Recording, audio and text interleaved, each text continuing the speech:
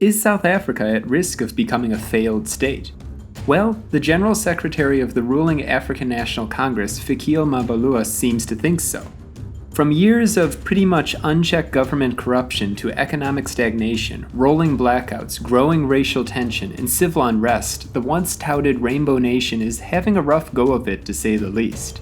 National debt as a percentage of GDP has more than doubled since 2009, the year former President Jacob Zuma came to power, and South Africa now ranks as the most unequal country in the world according to the World Bank.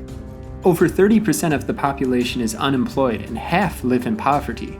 And yet, South Africa's politicians appear unable or unwilling to alter course.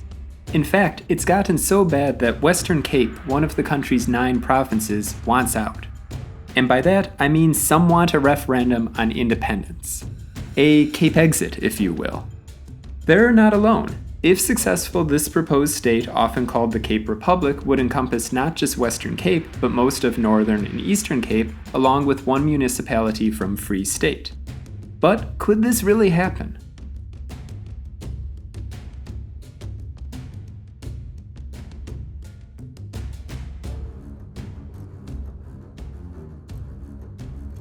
The borders of modern South Africa are a byproduct of European colonialism.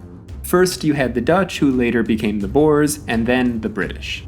However, in 1910, the Union of South Africa was established, absorbing the Cape, Natal, Transvaal, and Orange River colonies. The former Cape Colony in particular stood out from the others for its liberal policies. One of the most notable aspects of the Cape's governance was its approach to voting rights. Cape Colony had implemented what was known as the Cape Qualified Franchise, a system that was remarkably inclusive for its time. This policy allowed voting rights to all males who met certain economic and property criteria, regardless of race. This meant that the Cape was the only region in southern Africa where mixed-race individuals, known as coloreds, alongside native Africans, could participate in the electoral process. However, the formation of the Union of South Africa brought about a homogenization of policies that did not align with the Cape's more liberal ethos. The unification under a central authority meant the distinct values and practices of the Cape Colony were gradually overshadowed by the overarching policies of the Union. And then, in 1948, the reunited National Party won South Africa's general election and shortly thereafter began to implement a system of institutionalized racial segregation known as apartheid. Still, in 1951, when the government took away voting rights from coloreds, the so-called Torch Commando, an anti-apartheid organization, demonstrated its opposition, organizing marches, the biggest of which attracted nearly 75,000 people. Apartheid nonetheless was maintained by the Republic of South Africa, which resulted in sanctions, domestic unrest, and decades of international isolation. However, in 1994, apartheid officially came to an end. This, of course, is a very brief summary of South Africa's history, and there is much more to the story. But a little background is important to understand what happened next. In 1994, Nelson Mandela of the newly legalized African National Congress won the first elections in South Africa with universal suffrage, receiving 62.65% of the vote. The National Party, which was a merger of the HNP and Afrikaner Party, came in second with roughly 20% of the vote. It should be noted the NP had changed considerably over the ensuing decades and even formed a coalition with the ANC until 1996, after which it dissolved and the Democratic Alliance became South Africa's main opposition party. That being said, since coming to power in 1994, the ANC has won every national election, making South Africa what is described as a dominant party system. Another example, just for comparison, is the Liberal Democratic Party over in Japan, which has been in power almost continuously since 1955. Anyway, with the fall of apartheid and implementation of a new constitution, the former Cape Province was divided into 4 new provinces: Western Cape, Eastern Cape, Northern Cape, and a portion of the Northwest. During the 1994 election, the Western Cape was one of the only provinces that didn't vote for the ANC, instead opting to vote for the NP. Throughout the following years, the ANC never managed to attain an outright majority in the Western Cape, only forming a provincial government once from 2004 to 2009 during a period of relatively strong economic growth. After this, voters in the Western Cape began to heavily favor the DA. One of the reasons for the ANC's underperformance in Western Cape is the increasing frequency of violent crime in post-Apartheid South Africa.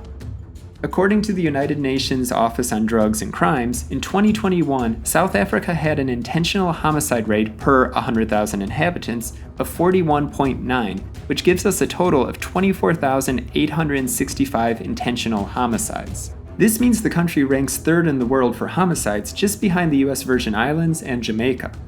Government corruption is yet another problem. According to a 2021 study by Afrobarometer, a Pan-African nonpartisan research network that measures public attitudes on economic, political, and social matters, 72% of South Africans fear they might face retaliation for reporting governmental corruption. 82% of those surveyed also stated that corruption in South Africa had increased somewhat or a lot in the past few years. What's more, Transparency International ranked South Africa 83rd out of 180 countries in terms of interactions without bribery or corruption. It should be noted this index doesn't account for government corruption scandals. And then, in February 2023, the Financial Action Task Force, an international organization that combats illegal money flows, put South Africa on its gray list, which includes countries like Haiti and South Sudan.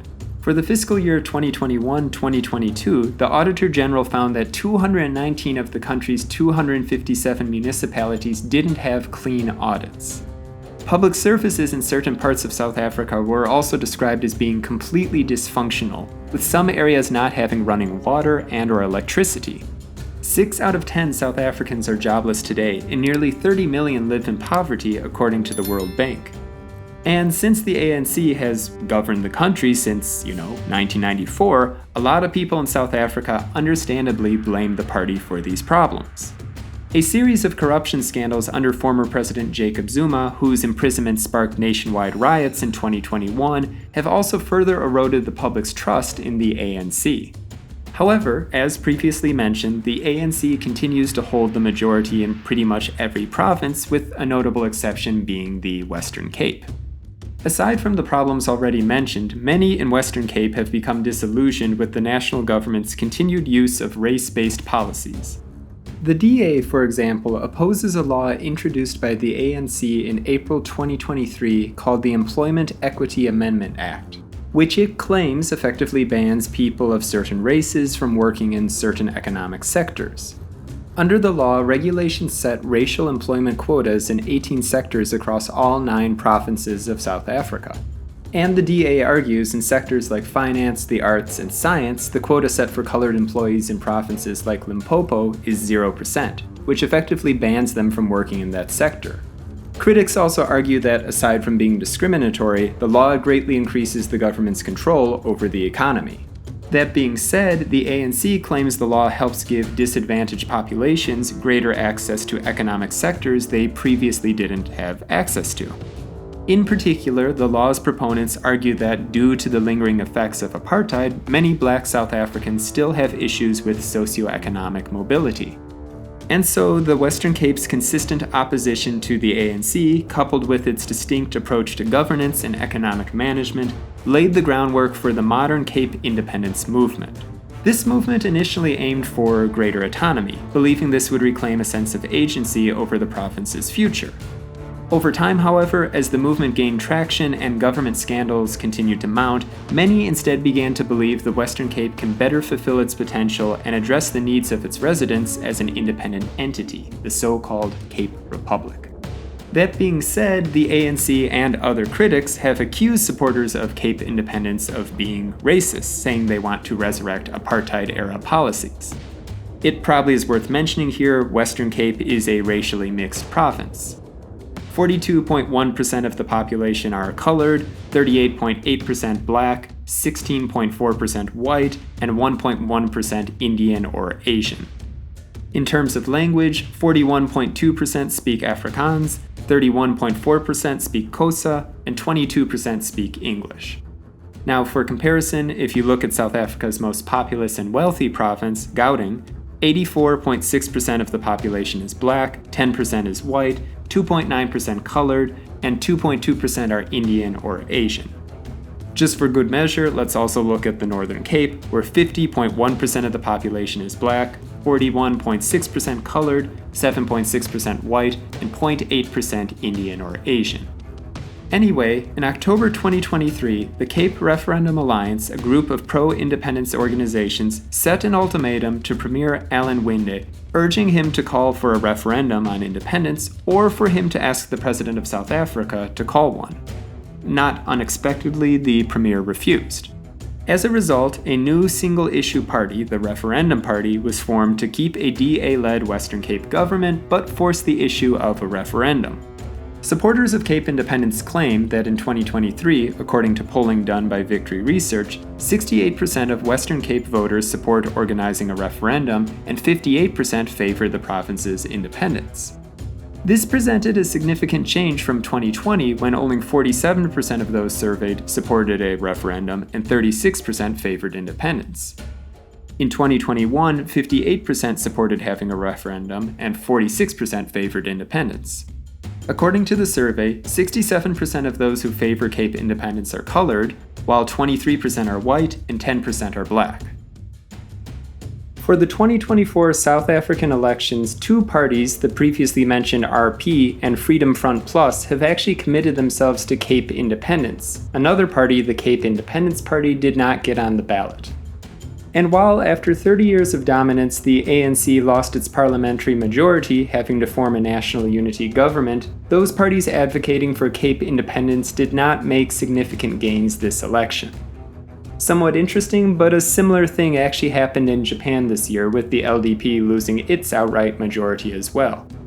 Now, I think it's worth mentioning Section 235 of the Constitution of South Africa states, "The right of the South African people as a whole to self-determination, as manifested in this Constitution, does not preclude, within the framework of this right, recognition of the notion of the right of self-determination of any community sharing a common cultural and language heritage, within a territorial entity in the Republic or in any other way determined by national legislation."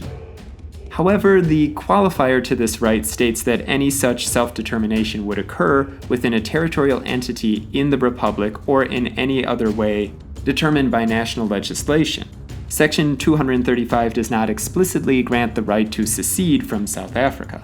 That being said, the South African Constitution makes it clear that both the Bill of Rights and the Constitution itself must consider international law.